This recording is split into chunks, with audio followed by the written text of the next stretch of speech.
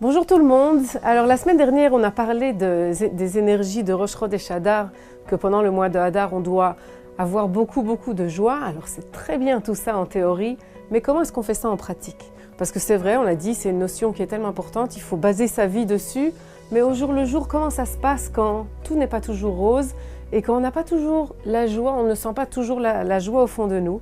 Eh bien, il y a toutes sortes de petits moyens au travers de choses extérieures pour arriver à être Bessimcha, pour arriver à vivre dans la joie et comme ça vivre mieux et vivre aussi bien plus sainement.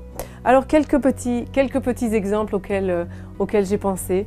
Le premier, c'est que notre journée commence par une première parole, Modé.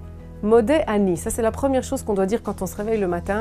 On remercie Dieu de s'être réveillé, d'avoir nos pieds, nos mains, d'être apte à nous réveiller, à nous lever. Et ça, c'est déjà une grande chose qui peut nous amener déjà beaucoup de joie, de cette prise de conscience déjà au petit matin.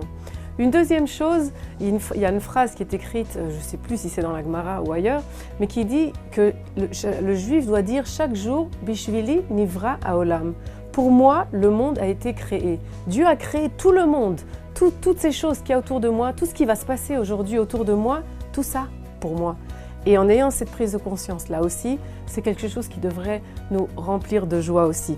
Un autre point qui nous aidera à être plein de joie aussi, c'est de sortir nos petites antennes positives. Ces petites antennes-là qui regardent les choses avec des bons yeux, qui essayent de traduire tout ce qui nous arrive de façon positive. Les gens ne sont pas toujours fâchés sur nous, autour de nous. Ils ont leur raison à eux d'être fâchés. On ne doit pas tout prendre personnellement et tout prendre contre nous-mêmes. Et de cette façon-là, en se détachant un petit peu de tout ça, en général, on sera plus positif et plus heureux aussi pendant nos journées. Un autre point qui nous aidera aussi, c'est à chaque mauvaise nouvelle qu'on entend, on la contre avec 5 bonnes nouvelles. En général, les bonnes nouvelles, on n'y prête pas trop attention. Il y a quelques années, il y a de nombreuses années, il y avait quelqu'un aux États-Unis qui avait essayé de sortir un journal des bonnes nouvelles. Il a fait faillite parce qu'en général, on est plus attaché, on s'accroche à des choses qui sont parfois plus dramatiques, plus tragiques. Et ça, il faut savoir que ça nous affecte terriblement et ça nous empêche de vivre avec la joie avec laquelle on devrait vivre naturellement. Et donc, dès lors, de prêter attention à toutes les bonnes choses qui se passent autour de nous. Encore un point, quand on me demande de faire quelque chose, de répondre la petite phrase « avec plaisir ». Mes filles, elles ont cette semaine, deux de mes filles ont eu un petit exercice à l'école où on leur a dit quand vos parents vous demandent de faire quelque chose, répondez avec plaisir. Vous vous rendez pas compte comme je demande à une enfant, alors maintenant tu vas ranger ta chambre. Elle me regarde au début en se disant « ah non, je n'ai pas envie de faire ça » et puis elle se rappelle de l'exercice qu'on lui a demandé de faire à l'école et pour lequel elle va recevoir un petit prix. Et puis elle sourit et elle me dit avec plaisir. Alors ça change tout, de faire les choses, de le dire au moins qu'on va le faire avec plaisir. Quoi d'autre? Qu'est-ce que je peux vous donner encore comme petit conseil?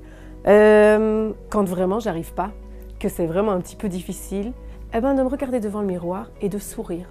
De façon technique, sourire, ça va donner des ondes à mon cerveau et ça va transmettre de la joie aussi dans mon corps et dans mon esprit.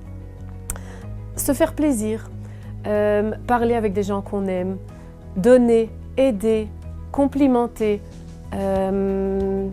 Ça, ce sont des choses qui nous amènent aussi beaucoup de joie.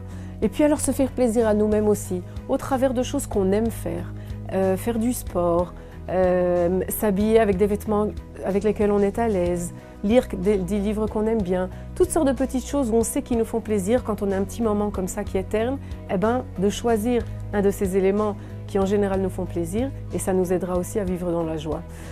Pour terminer, je dirais de finir la journée en passant la journée en revue et en voyant toutes les petites choses que Dieu a fait pour nous faciliter un petit peu notre journée. Le bus est arrivé à temps, tout le monde a dit que le repas que j'ai préparé était bon, et toutes sortes de petites choses comme ça qui semblent tous les jours aller de soi, mais en général qui sont des grands cadeaux et des grands chassadim de Akadosh Baruch Hu. Et quand on termine sa journée comme ça, on va bien dormir, on est tranquille et on se réveille avec beaucoup de joie. Alors je vous souhaite à tous, Bezrat Hashem, une bonne semaine, un Shabbat Shalom et beaucoup de joie tout le temps.